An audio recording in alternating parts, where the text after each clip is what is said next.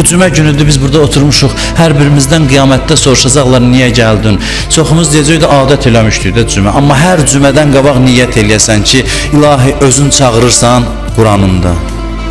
Ya eyyuhellezine amenu iza nudiye lis-salat min yevmil cumu'a fes'av ila zikrillah ve zarul bay'.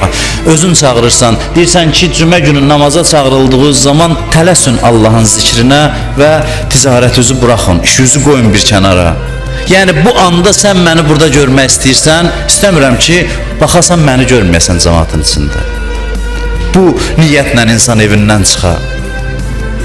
Mexaniki axına düşüb adət üzündən iş görməyə və çox problemlərimiz də mən belə düşünürəm ki, bundadır.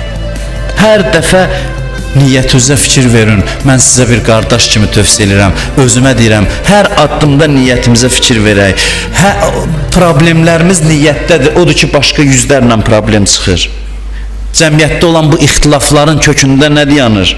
İctimai işlərdə ixtilaflar niyə yaranır? Bu deyir o səhvdir, o deyir bu səhvdir, bu deyir o düz eləmir, bu deyir bu düz eləmir. Çünki niyyətlərimiz qarışıqdır.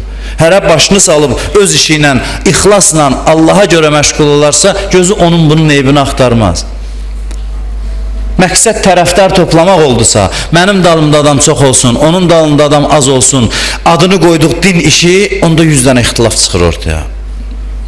1000 dənə ixtilaf çıxır ortaya. İxtilafların kökündə bu dayanır ki, ictimai işlərimiz, dini işlərimiz, dinə xidmətimiz çox vaxt Allah üçündür. 90% hallarda. Xalis niyyətə deyil. Xalis niyyəti olsa bu qədər ixtilaf eləyərlər bir-birinə. Harada görünür? Niyə ixtilaf eləməlidirlər? Nəyi bölə bilmirlər ki? Hamı Allaha görə iş görürsə, mən öz düz bildiyimi eləyim, bir başqası öz ağlı ilə düz boynuna düşən eləsin, hamı da gözü Allahda olsun ki, mənə əvəz versin.